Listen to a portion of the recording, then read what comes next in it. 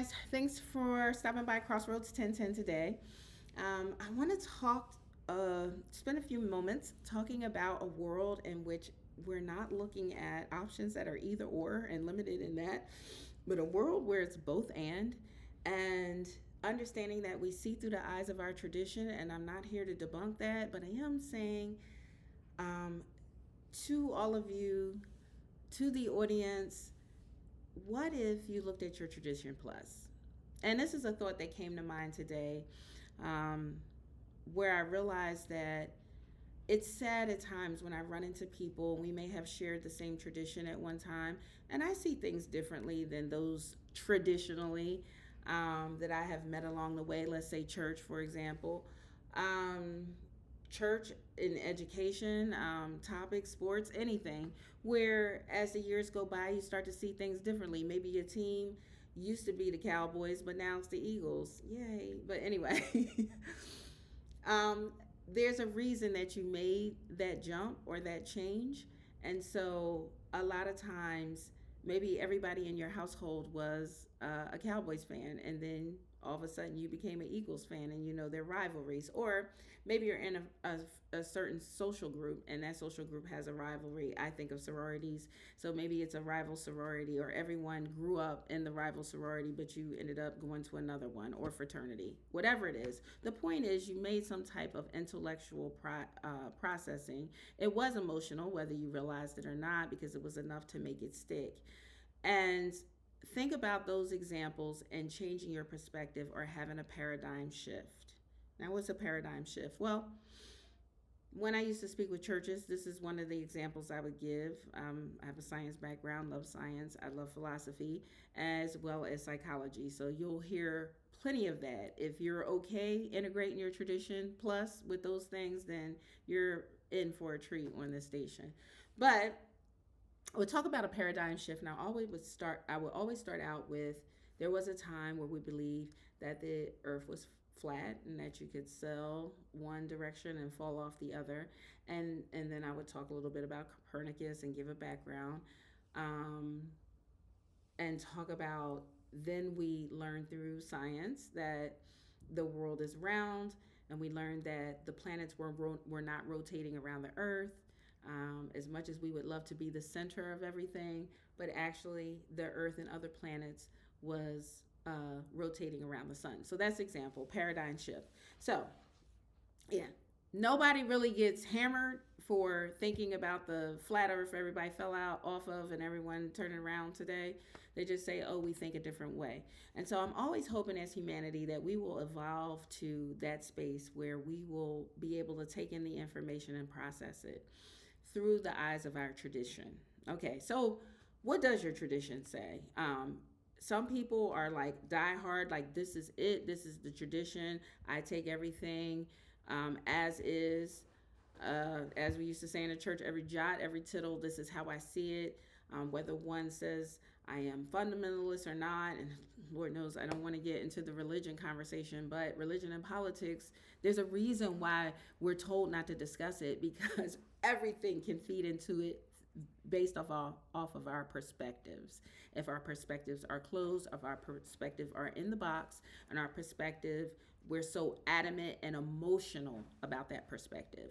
And where does that get in the way? Well, it gets in the way of our options. It gets in the way of our relationships, and just turn on the TV. It gets in the way. So let me get to the point that I'm trying to get to, and that is our mind, our emotions, our actions, and our spirit, right? So we have these layers of us that are all working in together. And we either are aware, aren't aware, think we're aware. And I think the reason that this is coming up now is a lot of people, when I look into the spiritual community, I'll see videos like name it and claim it. You can do this and you can do that and it'll happen. And then people try it and it doesn't work. It doesn't work right away, or it doesn't work at all. Some people just give up and go back to the old way. And there'd be a time where I would I would think that way, but I learned to listen to my internal guidance, my intuition. And whatever faith or religion that you abide by, or none at all, if you're one of the nuns, one of the people that doesn't, when I say nuns, not Nunnone, that the Pew Report says that a great piece of the country that I live in, and possibly in other parts of the world, I didn't get the statistics on that, do not consider themselves under an organized religion. So you'll hear people say, I'm spiritual, and we can get into that. There used to be a time where I would attend a church where they would say that's flaky to say you're not religious but you're spiritual. So people left the religion based on those labels of people telling them that they had to be either or. You either had to be religious and either had to be spiritual. I'm both, okay? I am both, and there's plenty of me's around, all right? And whether they call themselves nuns, Christians, Christian mystics, or mystics, there's plenty of us around, as well as the other faiths as well. I don't want to leave you out, okay? Because I've met mystics in each of the faiths, pretty much. Not all. I don't think I've met a Buddhist mystic, and that could be just because Buddhists have a lot of mystical tendencies already, in my opinion. Okay. But yet I digress. So what I've noticed is that a lot of times when you're seeing the videos or somebody is giving you their story on this is how I did this is how I changed my life, this is how I um, went from this amount of money to this amount of money, because that's usually what gets our attention. This is how I found love. People that come to spiritual type teachers, a lot of times are looking for that. How can I find love? How can I find finances or grow my finances? And I think those things are great, but I also believe that we have to understand the very bare facts, and that is, are we organizing our minds? Because organizing our minds helps us to control our emotion. To control our emotion helps us to reason better. Also helps us to go by the gut intuition, and helps us process what we're seeing with our natural eye, which what we're knowing with our sixth sense. That is my opinion. And there's tons of philosophers that have written about this. Carl Jung, I'm a big Jungian fan. Um, in psychology, spoke about um, archetypes are symbolic representations of, I would say, personality. And and this is really low level psychology that I'm giving right now. So sorry for the Jungian analysts that have been trained. Um, I'll just use the term archetypes, the different personalities that we may observe, which if I put up an emperor personality versus a devil personality, there's certain uh, factors or certain things that you would expect from that particular archetype. Okay? All right. I hope that makes sense. But anyway, organizing the mind. I had a dream some months ago, and I was in Egypt and I was excavating this pyramid, and I got to the inside of the pyramid, and it was so organized and nice and neat. You would never think that I was in a desert somewhere in a dream, and it was like a beautiful room inside, but yet still within a pyramid. And when I woke up, it basically was organized thoughts or organized mind that I got out of that dream. And it's interesting because dreams themselves are symbolisms between our subconscious and our conscious mind. And so the symbol of organization was helping me to understand why certain things were not aligned or were aligned within my current time. And not just my current time, but ongoing, because I'm on a journey and I'm excited about the journey. It is really not about the destination, guys. It is about the journey. It is so much to learn and so many wonderful experiences that we can call into our lives if we're just open to it. And the way we can be open to it is to organize our minds. And so I'll give you a quick scenario, and I don't want to stay on long today. I do want to build some other episodes from this thought of Tradition Plus, but and being at a crossroads. But let's use a scenario of a junky bedroom, right? Or a bedroom where, clothes are laid all over.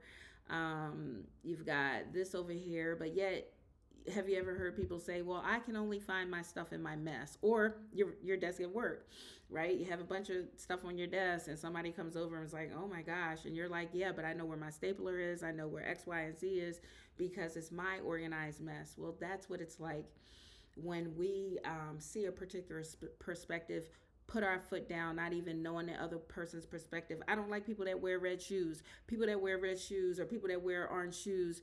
This is what I believe about people with orange shoes. But yet, you have based that off of maybe one or two people or experiences of what you saw off of TV. And your mind is really like that cluttered place where you're like, but I know how to find X, Y, and Z, and I know how to find my blue shoes or my brown shoes that I like to wear, but I don't like the red and orange because they tend to walk hard, they tend to make noise. Somebody kicked me one time or whatever. This is what we do with a cluttered mind. We see something in our past, and if it caused pain, that definitely may have caused the trauma. But other times, if everybody in the room is wearing these other color shoes, everybody has on purple shoes, and we're used to people with purple and blue shoes, but we're not used to red and orange shoes, etc., etc. So our minds tend to see everything through that skewed perspective. That's the psychology part. Cleaning up and organizing the space means not so much that I'm kicking out the belief systems when I was younger. I am aware of those belief systems, and I'm not exercising them like a demon. I'm integrating that into who I am. And then I'm aware of it. So when I'm having a good time and all of a sudden somebody rolls up with some orange shoes on and I feel a little triggered, I know why. And so that to me is a better way of handling Tradition Plus.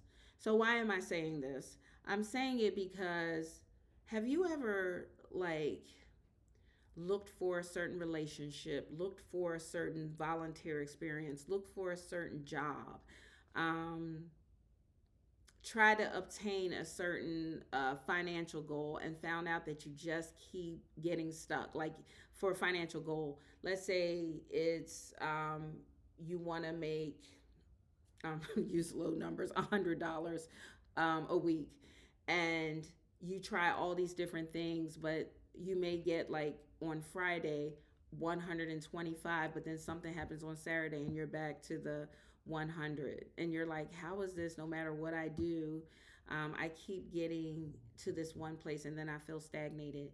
Well, because even though you're trying different things, they're all within the same pattern. They're all within the way you have traditionally looked at things. And it's hard to say, well, let me just go look at things differently, because how else are you going to look but through the eyes of your own experience? Well, one of the things that I've learned is emotion. Our emotion does so much in the background that we're not realizing. And I think in the past, I've tried to look at, I'll keep my emotions straight and then I can think clear.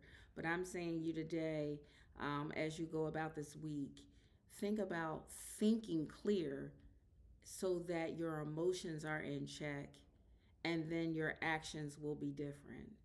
And so, and behind it is really the spiritual experience, because even if you set your mind to think clearly, that's not easy. It's just like, look at all this stuff around the room and how am I going to put it into a particular place? So you sit still and you think, and then you need to be motivated to do it. And to me, that's when the spirit part comes. But the spirit, I was always taught in the church, Holy Spirit is not going to just the Holy Spirit is not going to just push. And I try not to use pronouns because technically Roach is a feminine gender, and I know that'll piss some people off too, but not my problem. So the Holy Spirit is not going to push its way into your life. You have to welcome. And so in order to change your mind, you have to welcome to want to change your mind.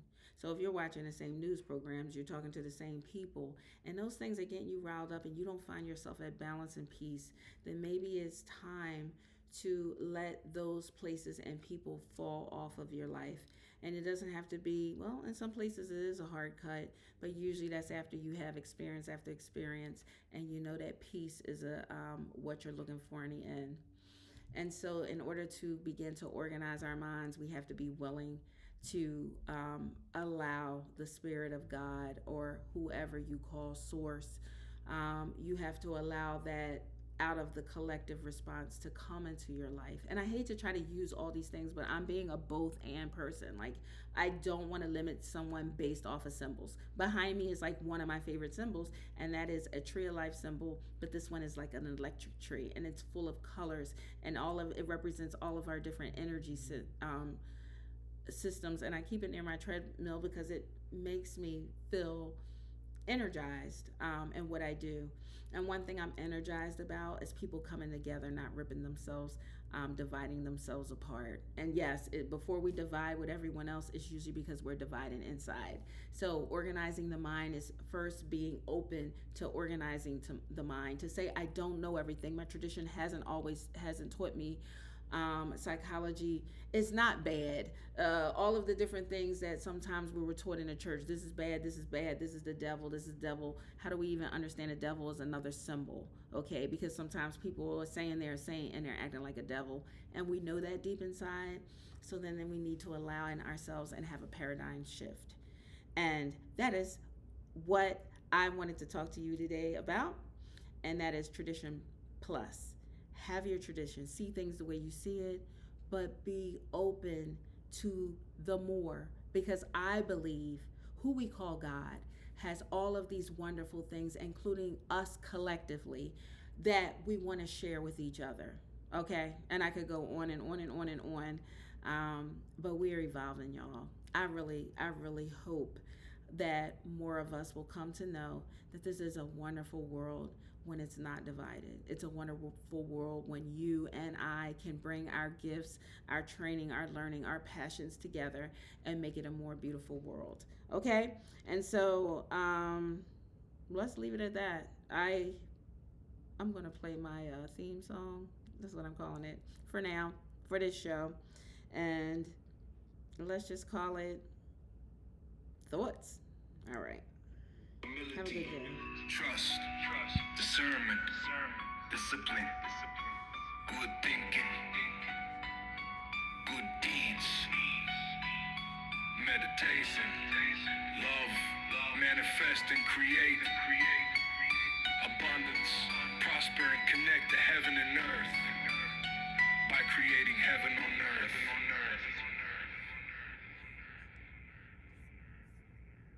Peace out, y'all.